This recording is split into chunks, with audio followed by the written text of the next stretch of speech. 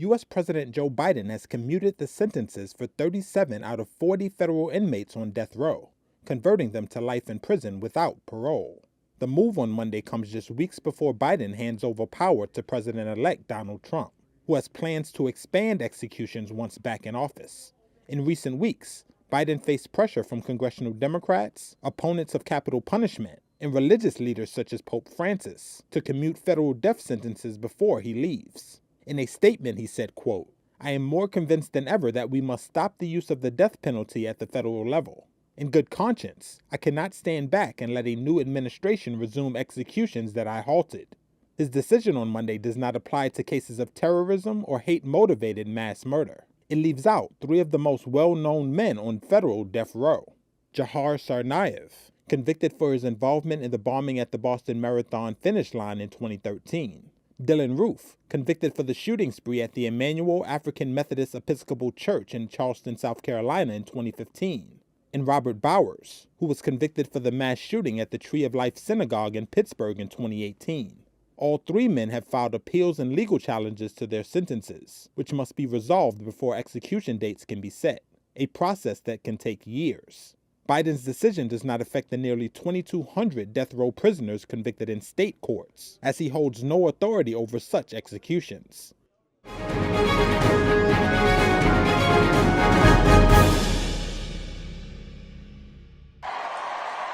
A Reuters source says Donald Trump's presidential transition team is preparing for the U.S. to withdraw from the World Health Organization.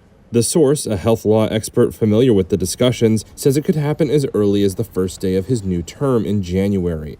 The Financial Times was the first to report the plan. Trump's transition team did not immediately respond to a Reuters request for comment. The move would align with Trump's long-standing criticism of the UN Health Agency.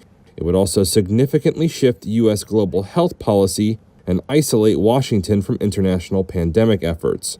Trump has already signaled a shift towards domestic health priorities. He's nominated WHO skeptics for top public health roles, including vaccine critic Robert F. Kennedy Jr. Trump's initial attempt to lead the WHO in 2020 was reversed by President Joe Biden, who rejoined the organization. The president-elect has argued that the agency failed to hold China accountable for the early spread of COVID-19.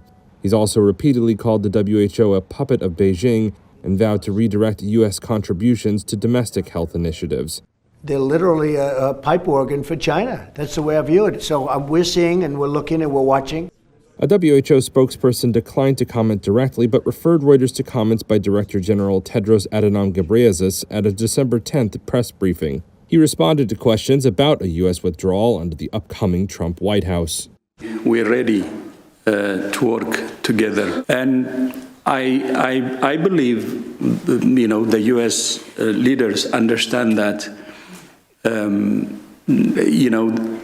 U.S. cannot be safe unless the rest of the world is safe.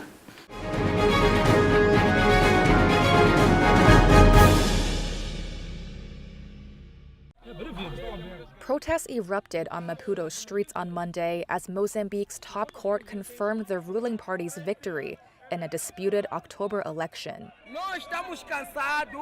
"We are tired of being enemies, of being the bad ones," said this protester, adding, "The people are being beaten down."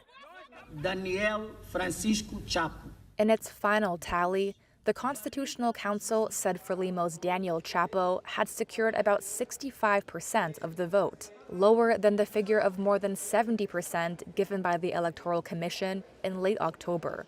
It also gave Frelimo fewer seats in the parliament than the commission did, without explaining why it had made those changes. The Constitutional Council has the final say over the electoral process. Western observers said the election was not free and fair. The post-election period has seen the biggest protests against Frelimo in Mozambique's history, where the party has governed since 1975. At least 130 people were killed in clashes with police, according to civil society monitoring group Plataforma Decide. Chapo on Monday expressed his sympathy to those who lost their lives during the demonstrations.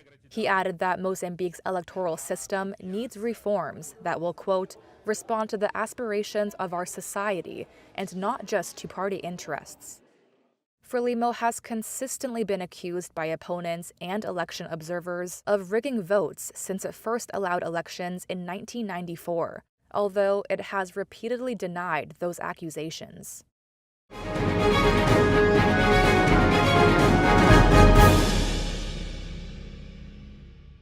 Eli Lilly's obesity drug Mounjaro will be available through Britain's state health system for some patients from March 2025.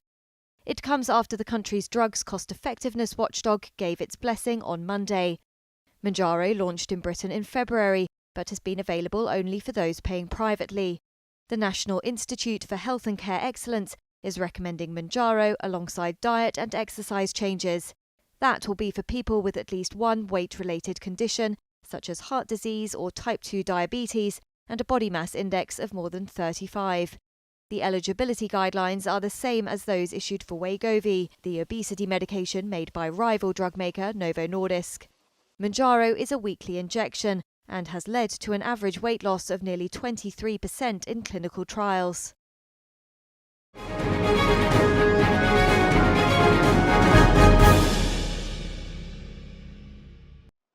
Investors on Monday struggled to digest a deal struck between Volkswagen management and unions. The carmaker's shares were down 3% in afternoon trading. Analysts cited uncertainty about the cost-cutting deal struck with unions, as well as likely headwinds in 2025. On Friday, an agreement was hailed by unions as a Christmas miracle. They'd been locked in talks with VW bosses since September over potential job cuts and plant closures. The union IG Metall said it had reached an agreement with VW management for more than 35,000 future job cuts and a reduction of production by almost a quarter, but without immediate plant closures or layoffs.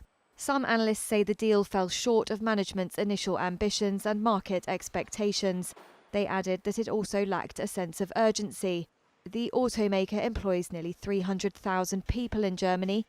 It says declining car sales have led to overcapacity that they're having to deal with. Analysts also said they need to understand how VW's management intends to achieve its planned cost cuts of over $15 billion a year. In early December, nearly 100,000 employees went on strike. That was after management rejected a union proposal that included reducing dividend payments and cutting some bonuses. VW's earnings for next year may also be under threat from weak demand in China and potential tariffs from the US. The company's shares are down more than 20% this year and are trading around their 2010 levels.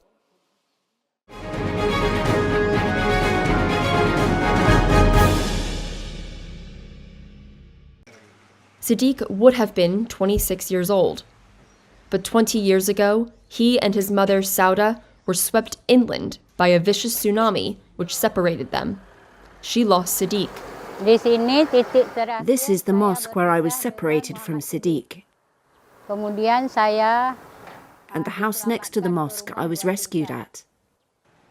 Sauda, who like many Indonesians goes by one name, says she vividly remembers the sound of the rumbling earth when a 9.1 magnitude earthquake struck the Indian Ocean on Boxing Day in 2004.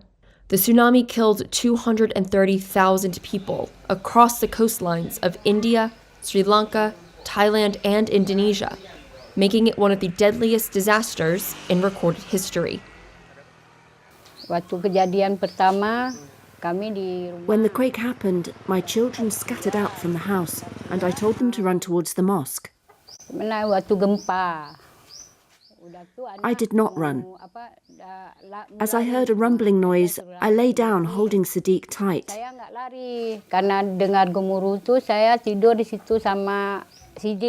And I thought it was just the wind. I prayed to God and asked him what was happening. And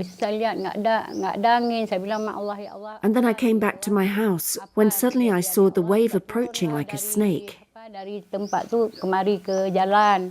Sampai ke jalan, saya lihatlah ayah dari ujung sana udah jalan kayak ular. She says she remembers holding on to Sadiq tightly while shouting at her 7 other children to run. In the aftermath, Sauda was reunited with only 6 of her children, as well as then 6-year-old Sadiq. Her 20-year-old Titan was never found. The family accepted the fact that she was one of the victims of the tsunami and was buried in a mass graveyard.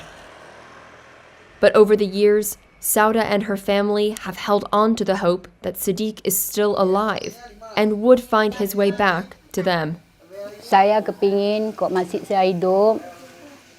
If he is still alive and I'm still alive, I want him to come home and for us to see each other before I die. Jumpa sama saya sebelum saya mati.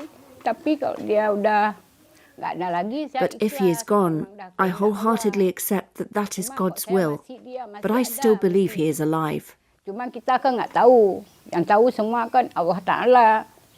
Kok masih dia masih We don't ada, know, only yang God mohon knows. cari dia, If he is alive, please tell him to come home and see me before I die. meninggal. That is my wish if he is still alive. Saya menjumpa dia. Tapi kalau dia masih ada, cuma kalau nggak ada, apa yang kita bilang?